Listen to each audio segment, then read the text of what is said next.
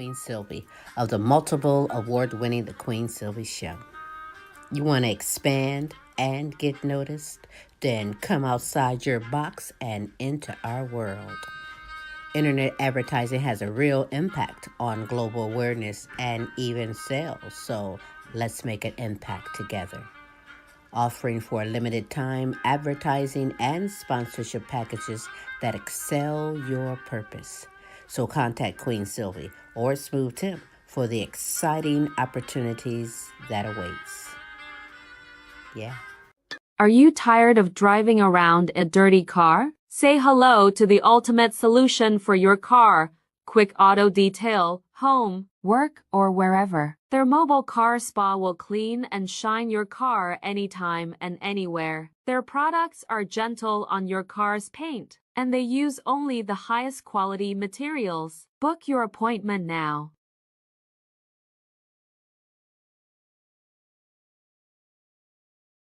Hey kids, how would you like to hear this on the screen instead of the great show you came to see?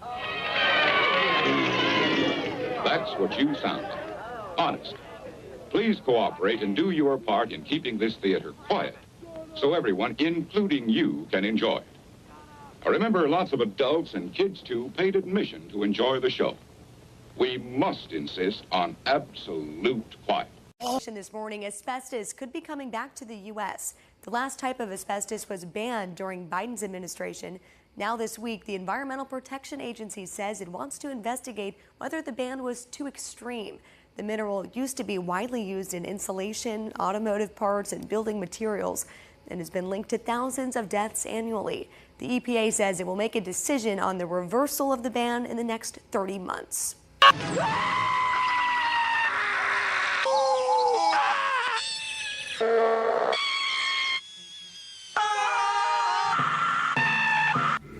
Folks, amazing news, folks. Absolutely incredible. I'm going to win the Nobel Peace Prize. I mean, it's obvious, right? Look at me. Look at this face, the face of peace. It's like Jesus, but with better real estate. I mean, why do you ask? Because I, Donald J. Trump, peacemaker extraordinaire, have personally, single-handedly brokered a ceasefire in what I'm calling the 12-day war. That's right, 12 days, not 11, not 13, 12. It's a branding thing, very clean, very efficient. You could put it on a T-shirt. Now, technically, some are saying the war might last 5 or 6 years tops. My advisors keep throwing around phrases like open-ended military engagement, regional destabilization, and holy shit, what have you done? But I don't listen to negativity. I listen to branding. I told them, we're calling it the 12-day war, like a sale at Bed Bath & Beyond, but with more missiles. That way, when I end it, boom, I'm a hero, not just a hero, a Nobel Peace Prize winning hero. Better than Obama. Much better. He got his before he did anything. I ended a war I practically invented.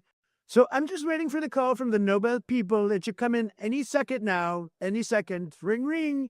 That's what it will sound like. I made them a promise. I said, I don't do Swedish ringtone shit. Give me an American ring.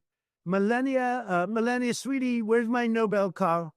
Is the phone on silent again? Did Jared mess with my settings again? And yes, Melania, I took my dementia meds and no, I haven't pooped yet. I'm waiting for the call.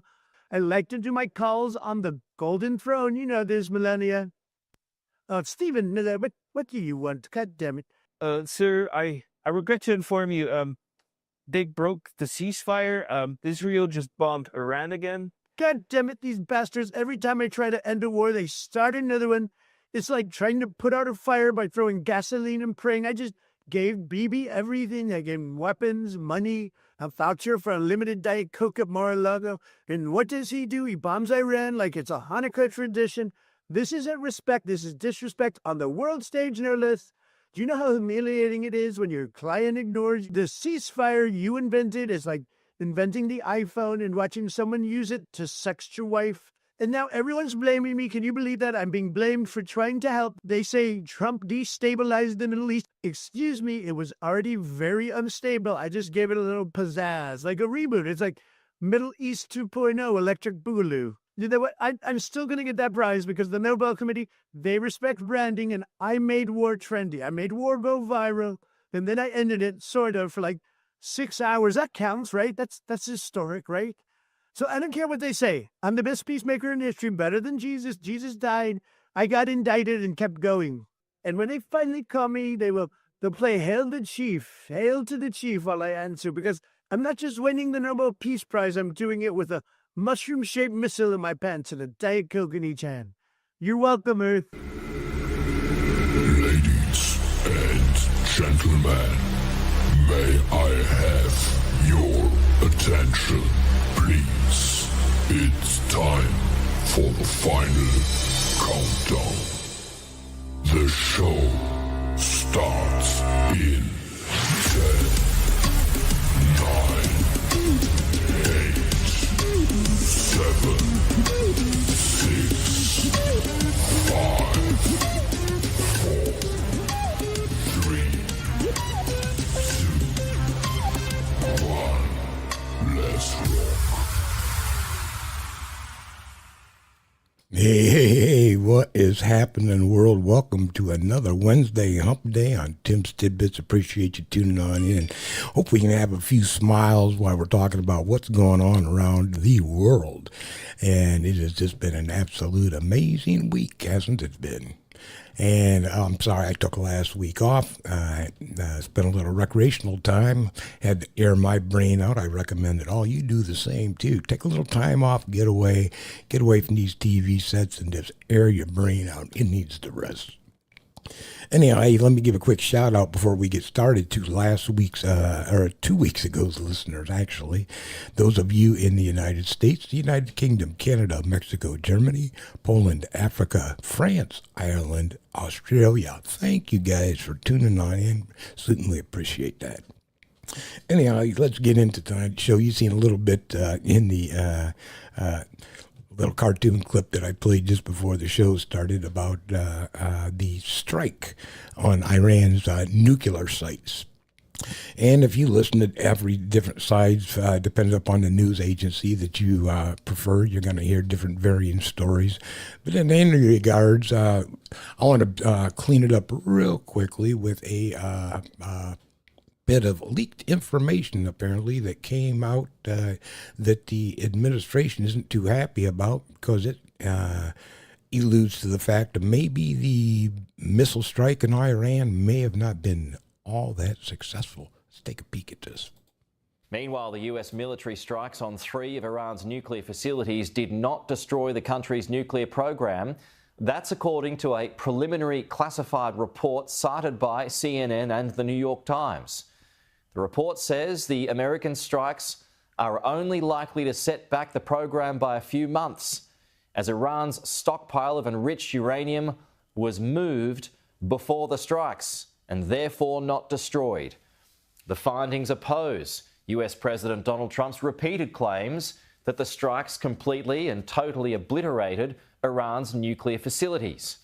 The White House Press Secretary Caroline Leavitt was revved up this morning, saying in a statement this alleged assessment is flat out wrong and was classified as top secret, but was still leaked to CNN by an anonymous, low-level loser in the intelligence community.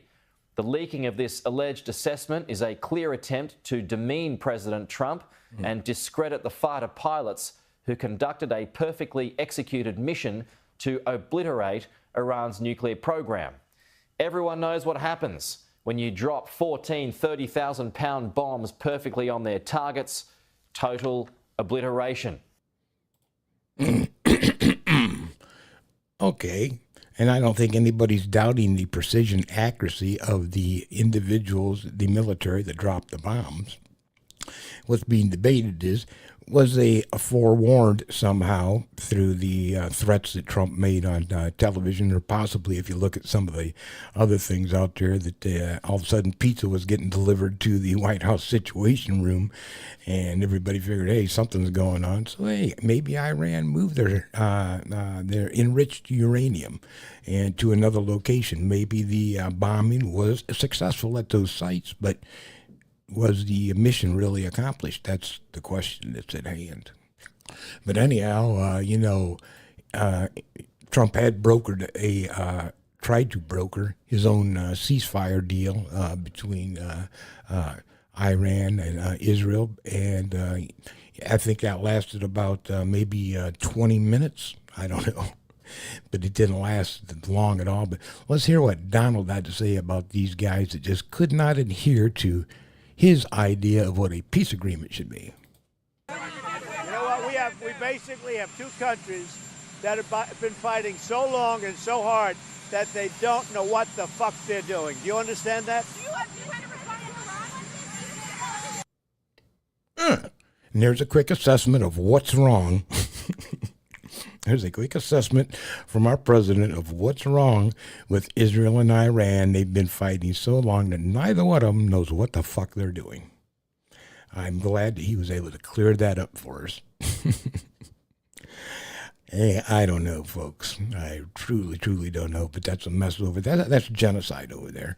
I mean, my viewpoint on it may be different from others, but I don't see any difference between when the Nazis were wiping out the Jewish people or when these Israel people are wiping out the Palestinians because they may be Muslim. You know, you got to settle it another way than genocide. There's other ways to get to this. Anyhow, hey, here locally, you know, we're still trying to get rid of our illegal immigrants, sending them to Guantanamo Bay and some other interesting places.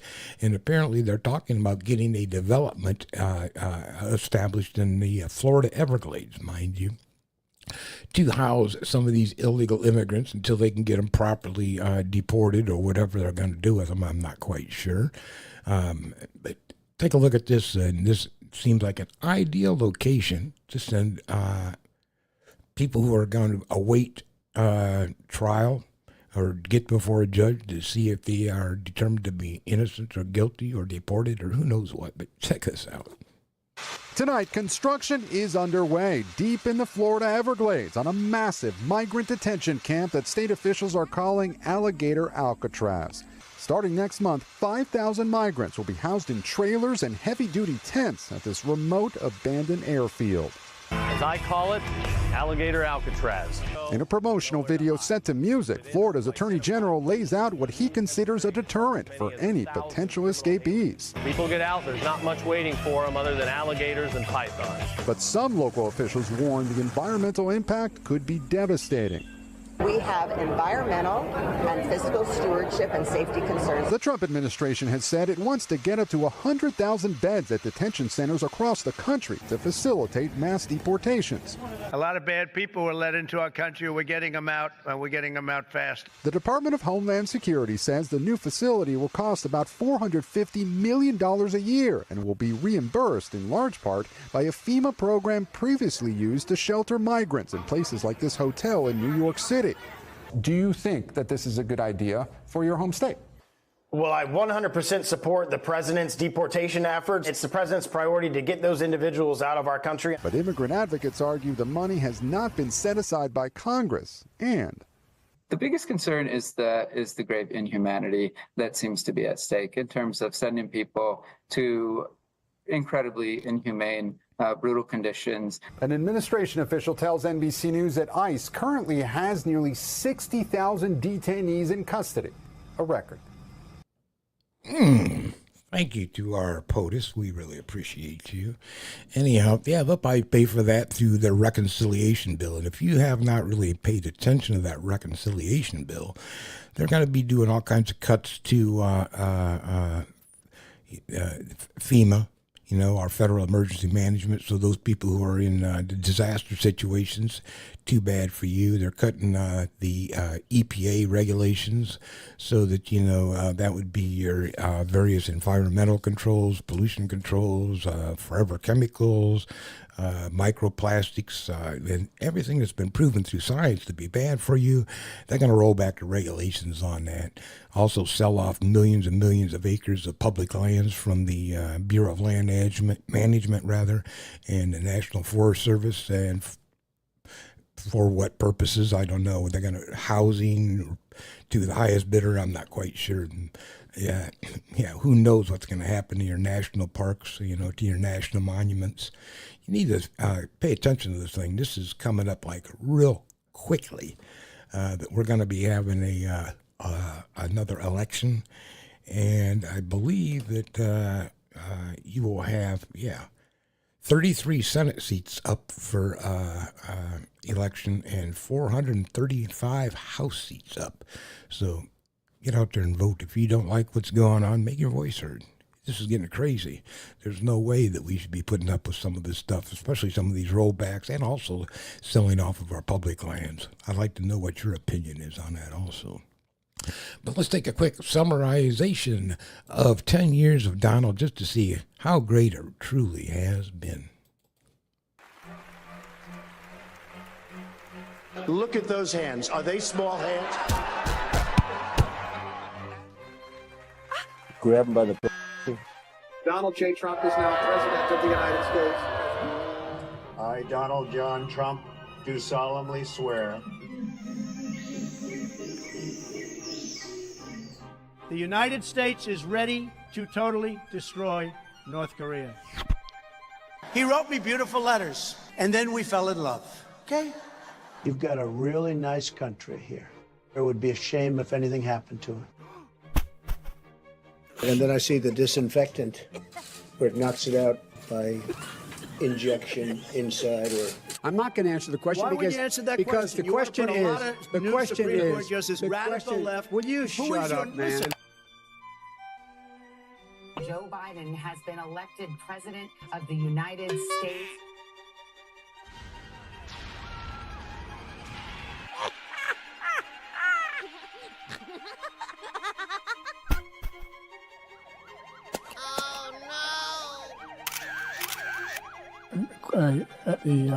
With the COVID, excuse me, with Democrats want to take away your guns. Fight, fight, fight.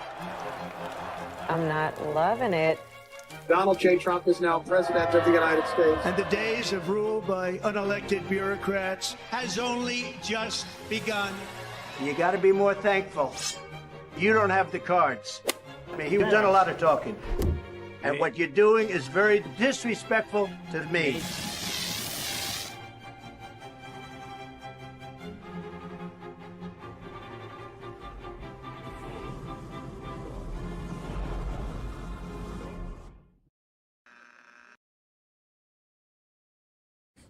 Yeah, there you go. Quick summarization of 10 years of Donald that cannot be rebuted because the guy's insane. And yeah, I'll get into a little bit of that here in a second. But anyhow, let's get into something a little bit more serious and just get past the POTUS by guy. Yeah, he's ruined our life here already this week. And let's move on to something interesting that I would like everybody to pay attention to. And I know it's going on quite a bit around the United States, something we should be concerned about in regards to our family and our friends. And that is the use of AI to extort an individual, and sometimes it comes down to sextortion, and the sextortion could happen to these very young people, emotionally immature, and there's no way they can handle the pressure that's going on for some of these people who are extorting them for money or whatever the case may be. And as you could even would think, yeah, the worst is going to happen. And check this video out, and I hope it enlightens you. I hope it encourages you to pass this kind of information along to friends and family.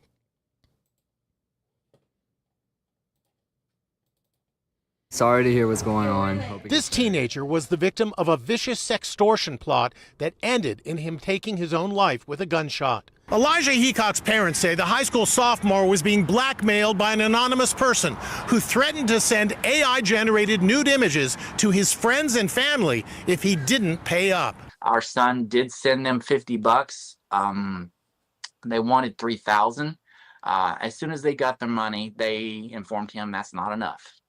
Apparently they wanted blood, and they got it. Ann Mercogliano spoke to 16-year-old Elijah Heacock's grieving parents, Shannon and John. Basically, they started a normal conversation with Eli that ended up with them threatening Eli with photos. The photos were graphic, weren't they? We're his parents. We know Eli, top to bottom. And the photos, we know that they were not real photos. They were AI generated. It doesn't matter if the photos are real or not. That's not the point of the scam. The point of the scam is to make the individual, in our case, our Eli, to feel scared, panicked. Sextortion cases are on the rise, targeting young people online. In 2022, 17-year-old Jordan DeMay was homecoming king and popular at his school in Michigan. He was a victim of sextortion and took his own life. A year earlier, so did 15-year-old Riley Basford in upstate Potsdam, New York. Shannon says she found her son's lifeless body in the laundry room. There's just no words that can express how much we miss him. Do you think anything could have saved your son? The problem is with this type of crime, you got hours, not days, not weeks, hours to find out that they're doing this to your children. This happened to us in 1 hour. A GoFundMe account has been set up to help the family. For a link, just come to InsideEdition.com. And if you or someone you know is thinking of harming themselves, you can call the Suicide and Crisis Lifeline with just 3 numbers, 988. Absolutely. Hey, rather than take your own life, hey, that's a door you can't come back through. You know, there's a lot of doors that we go through in life that we regret going through. That one, that's a one-way door, buddy. You are not coming back through it. Don't do that. And again, if, you see people who are, a victim of this, talk to them. If you are a victim of this, there's ways out. They only need a little bit of time for you online to get, your face and your voice down, and even they could probably generate with this AI stuff, videos of you. Who knows? But it's not worth taking your life, but it is worth reporting it to the authorities. Absolutely. And sometimes, this runs deep, this bullying or, extortion, whatever we want to call it. But could you believe that it would even run into a bunch of 5th grade students planning to commit a murder on the playground? Check this out. Just end him. That was the goal of a group of 10 and 11-year-old girls who, surprise police say, wanted to kill a boy at school. The motive? He's accused of cheating on one of them, so she wants him dead. The murder plot was simple.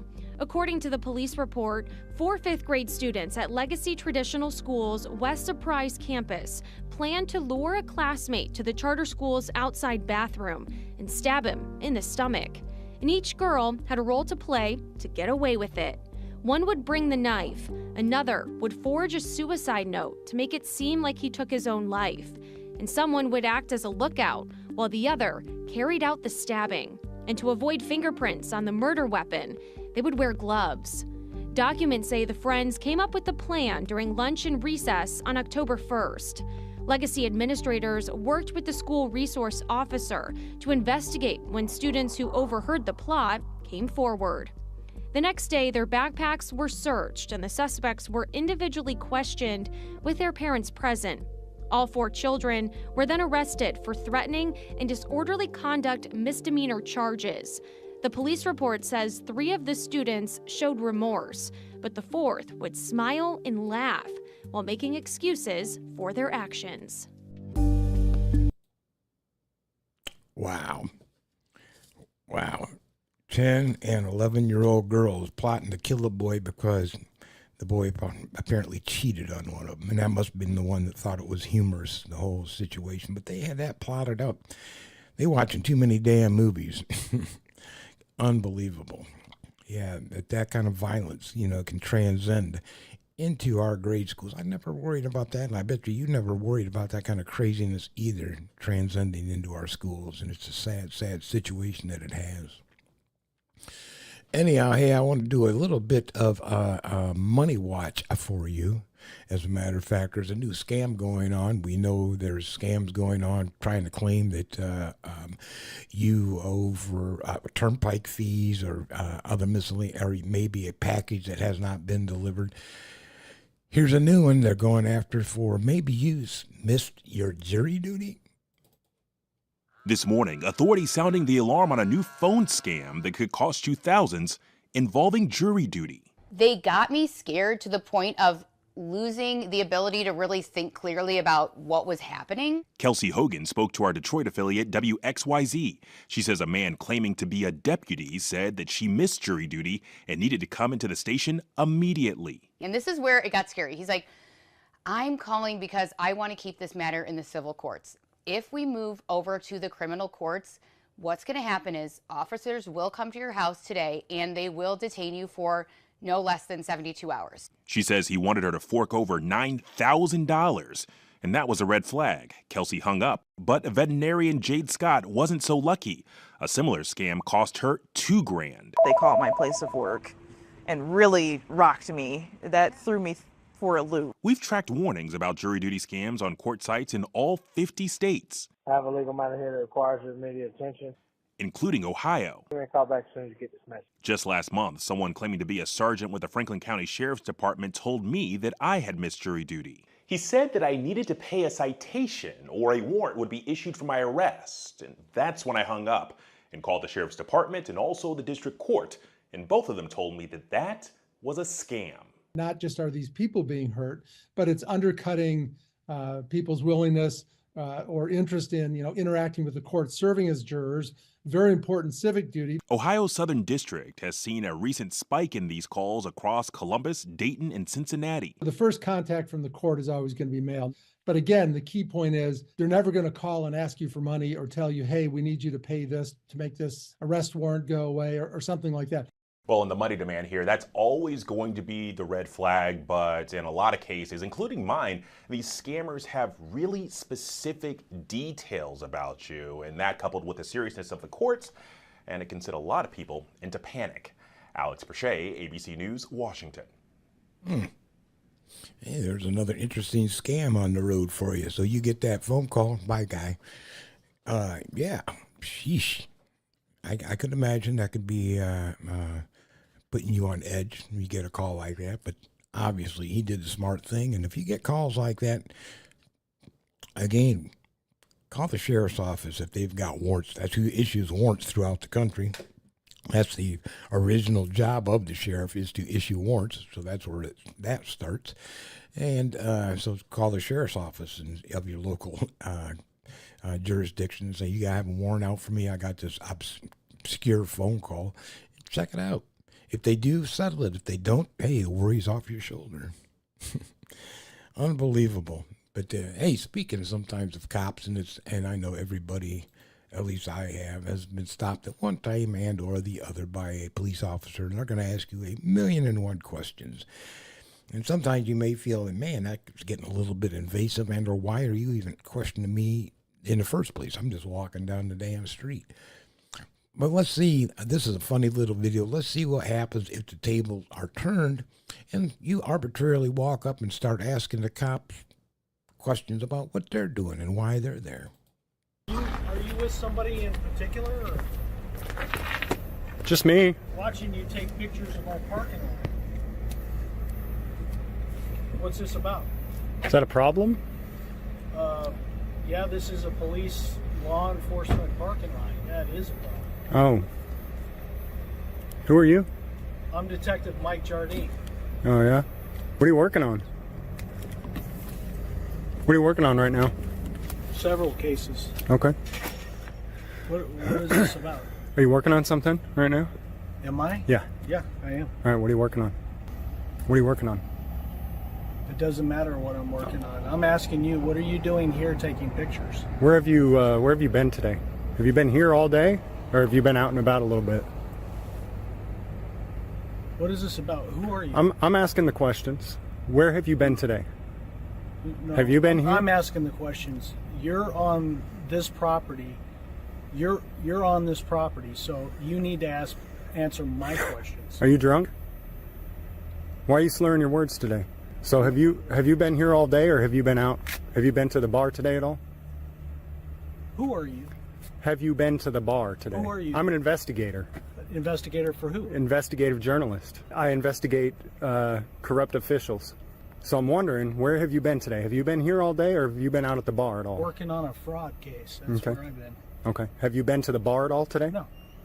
Okay. You got any drugs on you? Have you used any drugs today? What a ridiculous question. That's not a ridiculous question. Do you know where he's been today? I don't. I don't keep tabs on him. Okay. Out and about. Do you know what time his shift started? Not off the top of my head. Okay.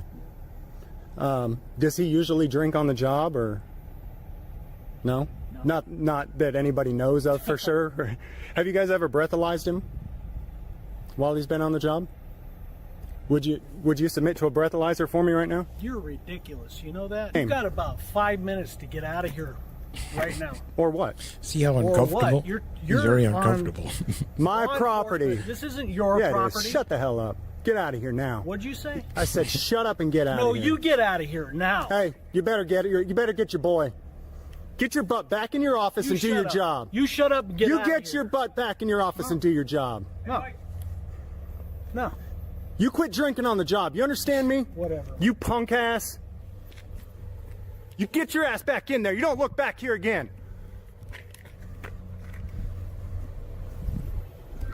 I'll be watching you. You are now under investigation. To be clear, it has not been proven that Detective Mike Jardine is or was drinking on the job. That cop hated every second of that, didn't he? That was just funnier than hell to me. I'm like, how uncomfortable you can make a police officer feel if you ask them the same questions they ask you, if for some reason they just approach you and are curious about how my day's going. Well, that's the guy who was just curious about how his day was going. Anyhow, hey, I want to throw something a little bit funny towards you. And if you, growing up, I grew up in the 60s, 70s, and there's a lot of things we did that today would be considered not so safe.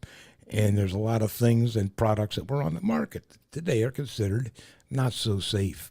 And I thought it would be fun to take a little look back at some of those maybe not so safe, not so smart things that we used to have back in the 60s and 70s. And merthiolate were household staples for decades. These brightly colored antiseptics were found in just about every medicine cabinet and were used on cuts and scrapes. What most people didn't realize at the time was that both products contained mercury, something we now know to be highly toxic. By the 1990s, the FDA declared them unsafe and yanked them from the market. But for generations, kids were painted red, and it was a badge of first aid honor. When it came to car safety, things were a lot different back in 1970. Babies could legally ride on a parent's lap in the front seat, and in many cases, there wasn't even a seatbelt involved. Car seats existed, but they weren't required by law in most states, and were often poorly designed. Parents didn't think twice about tossing a baby into the front bench seat for a quick ride to the store. It wasn't until the 1980s that child safety laws and proper restraints became standard. And finally, yes, it was completely legal to buy sticks of dynamite at the hardware store in 1970. Farmers used it to remove stumps, contractors blasted rock for construction, and anyone with a legit reason could pick some up with little more than a signature. Regulations were minimal, and safety standards were mostly left up to the user. Eventually, stricter controls were introduced, but for a long time, explosive power was just another item on the shelf next to the hammer and nails.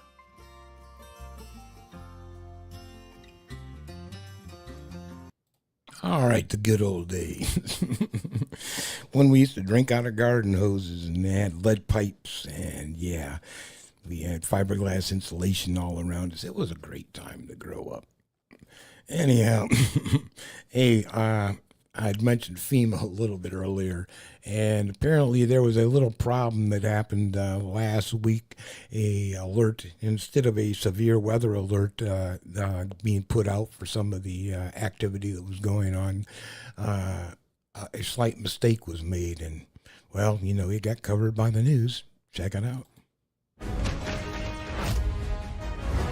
Acting FEMA Director David Richardson is under mounting pressure to resign this morning after the agency's emergency alert system accidentally broadcast graphic pornography across the nation. Yesterday's alert causing widespread chaos and confusion as the sounds of hardcore penetrative sex acts were heard on millions of Americans' phones and hundreds of public warning sirens. Social media users captured reactions as the audible moaning went on for over 3 minutes before the mistake was corrected.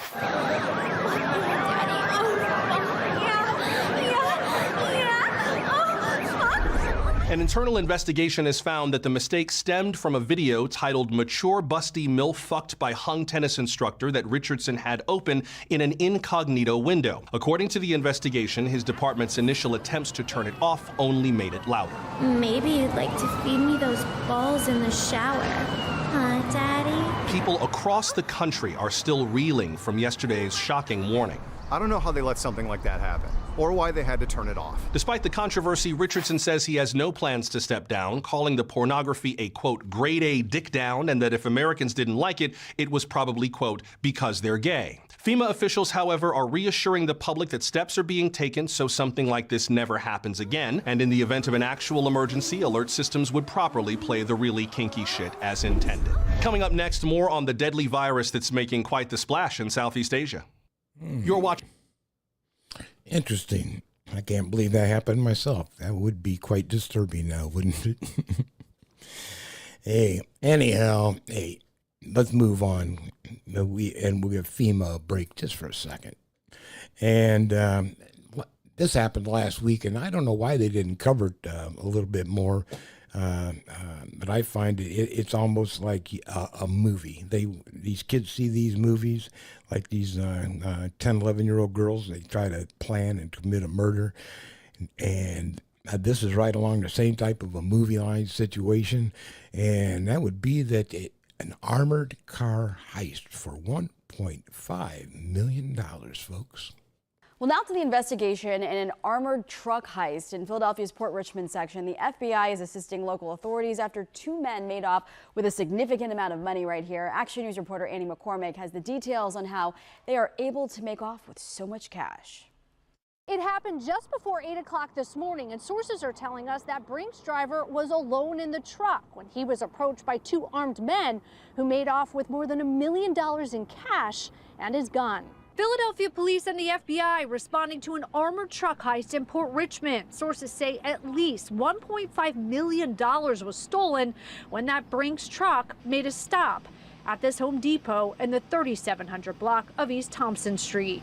1.5 million, you said? Yeah, that's crazy. I had pulled up, I seen the truck, but I didn't know what was going on for real. It was just a whole bunch of tape up, but that is crazy though. Shoppers at the Target behind the Home Depot watched investigators process the scene. Just before 8 a.m., 2 armed men in all black wearing ski masks ambushed the driver who was operating the truck alone. They stole the driver's gun too. Investigators have now left and taken the Brinks truck away. They focused the majority of their attention on this alleyway that runs alongside the Home Depot. Who would think about doing something like that? You know what I mean? You're going to get caught eventually. Usually stuff like this does not even happen around here.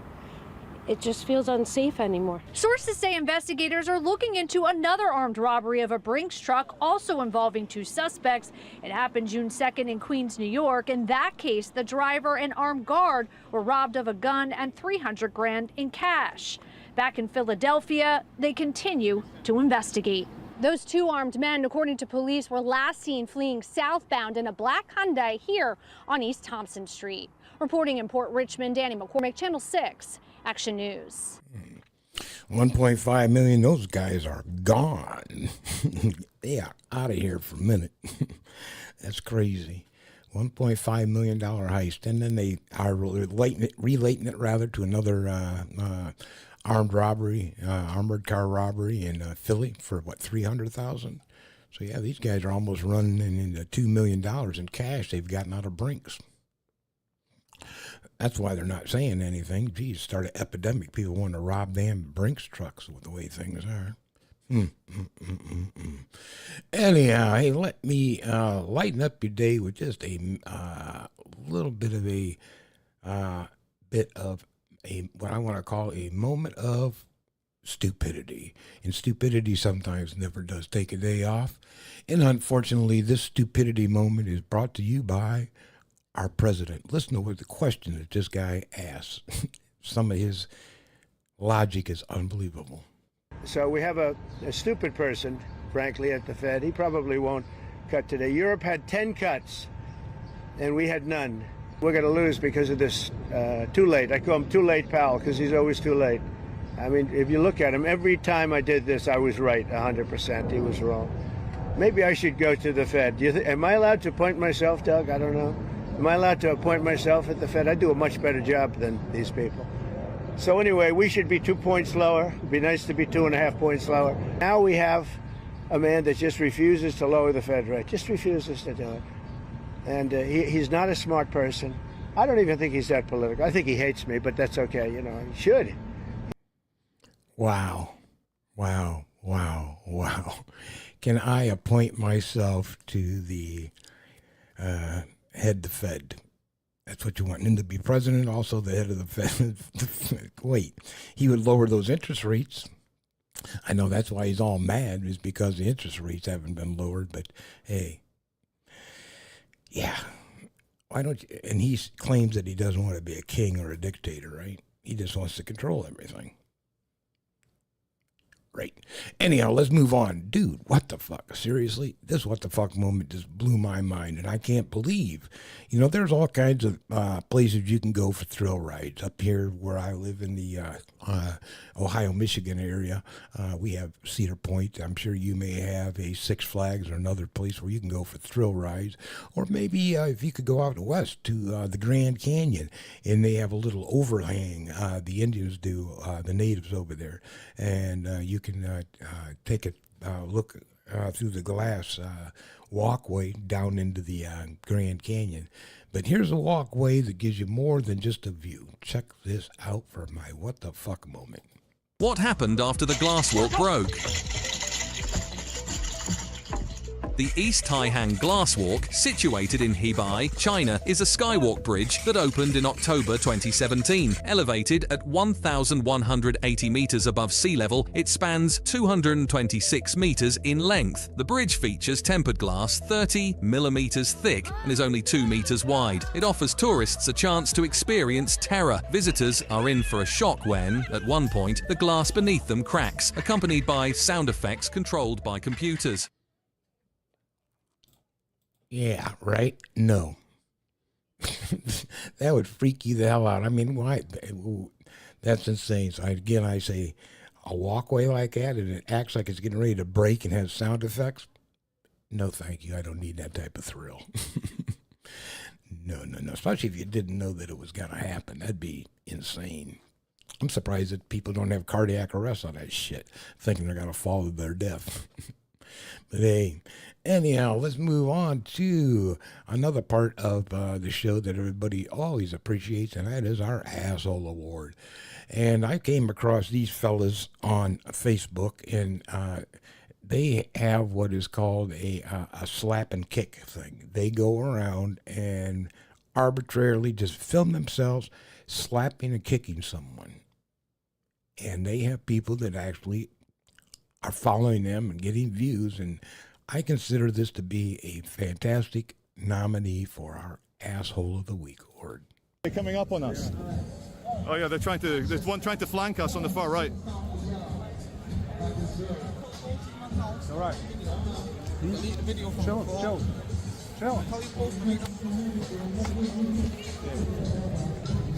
Yeah, dude, let's go. Let's get out of here. Thank you, Fred, for saving me there. He came for you with a knife in his pocket. What the hell? Let's go. Good on you, mate. Good on you. Yeah, TK Maxx.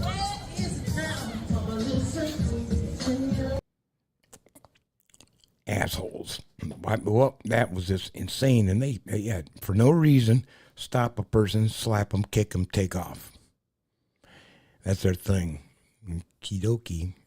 Hey, it's amazing what people will watch on these videos anymore, you know, and how they can get millions of subscribers for doing the most insane shit. That's crazy. So congratulations for being my nominee for Asshole of the Week. And anyhow, hey, that wraps it up, folks. We are out of here, and I really, really hope that you enjoyed and was informed a bit by tonight's show. And we're going into another hot weekend. It is warm, warm, warm outside. Keep yourself hydrated. Keep yourself cool as you can. And until next week, y'all be cool, and I shall see you, man. Bye-bye.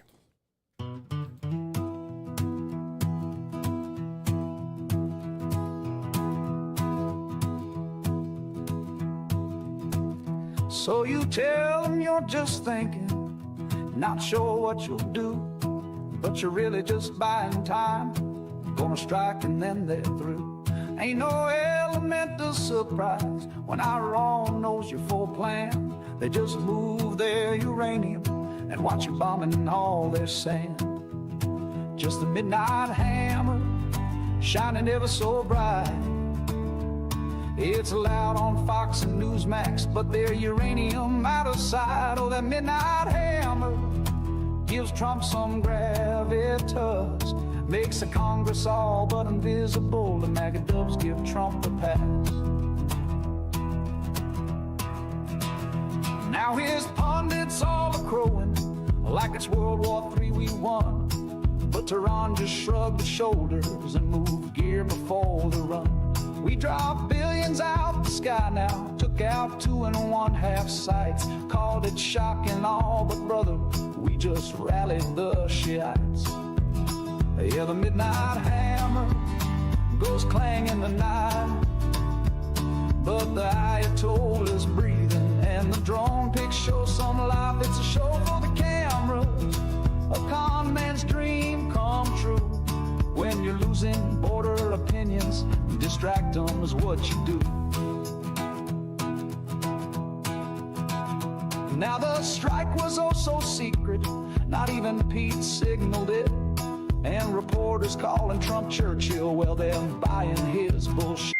Cause he never does what's right, just what's right for his own score. And he's saying mission accomplished, where have we heard that before? Oh, that midnight hammer, swinging wild and loud, a distraction from the border. Half his base ain't proud, all eyes are on his bombers, no longer about his sad parade. They're even calling his bombs peaceful and Nobel, he's got it made. Just the midnight hammer, Trump's own WMD, sweeping for those ratings, bombing out history.